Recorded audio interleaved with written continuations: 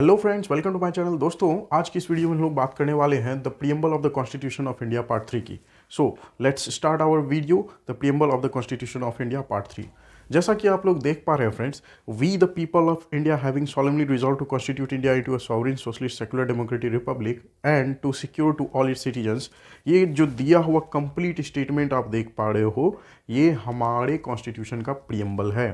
तो आज की इस वीडियो में हम लोग शुरू करने वाले हैं एक्सप्लेनेशन पूरा डिटेल में लाइन बाय लाइन इस प्रीएम्बल की। So let's start.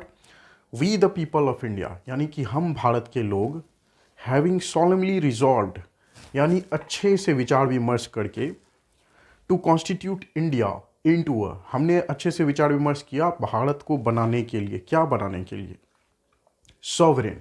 Sovereign means स्वाधीन, यानी कि इंडिपेंडेंट ऑफ एक्सटर्नल रूल और प्रेशर, यानी भारत पर किसी भी बाहरी कंट्री का कोई दबाव ना हो, ऐसा देश बनाने के लिए हम लोग आपस में विचार विमर्श किए। और फिर सिर्फ सॉवरेन ही नहीं बल्कि अपने कंट्री को साथ ही साथ सॉवरेन के साथ socialist.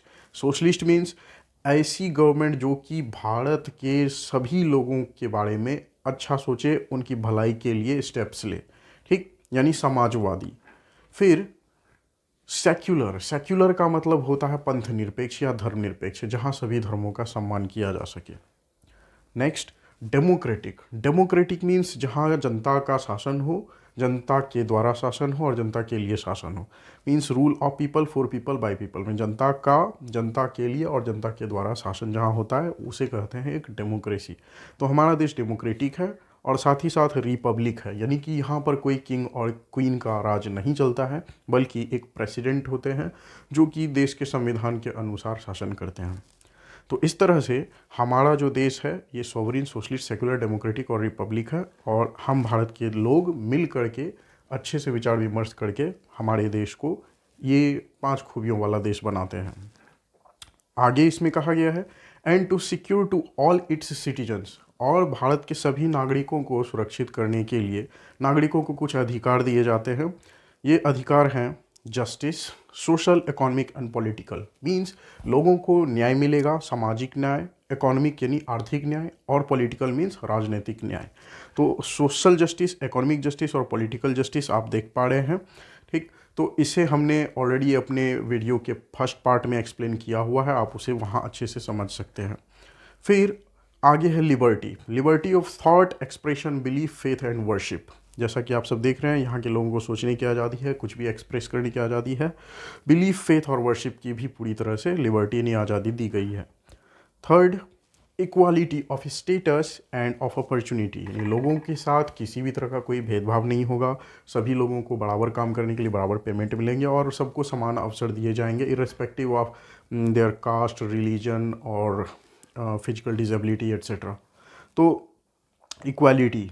Next, and to promote among them all fraternity, assuring the dignity of the individual, और बाकी भारत के सभी लोगों के बीच फ्रेटर्निटी को प्रमोट करना है। प्रमोट करना मीन्स, फ्रेटर्निटी मीन्स भाईचारे को प्रमोट करते हैं, ताकि हर एक इंडिविजुअल, हर एक नागरिक की जो डिग्निटी है, जो शान मर्यादा है, वो मान सम्मान बरकरार रहे, ठीक।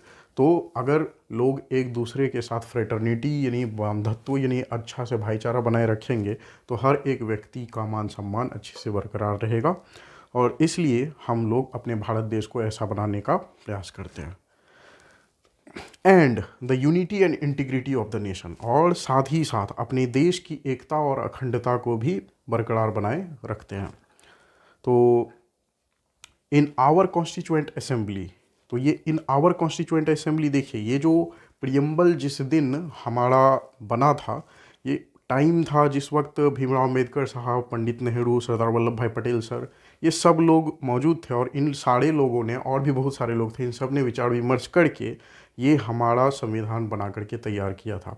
और इसीलिए ये प्रियम्बल में यहाँ ये वर्ड दिया गया है इन आवर कॉन्स्टिट्यूएंट असेंबली। तो ये आवर कौन लोग हैं? तो ये लोग, ये महापुरुष जिन्होंने ये संविधान बनाया था, और कॉन्स्टिट्यूएंट असेंबली जो कि आगे चल करके हमारा पार्लियामेंट बना।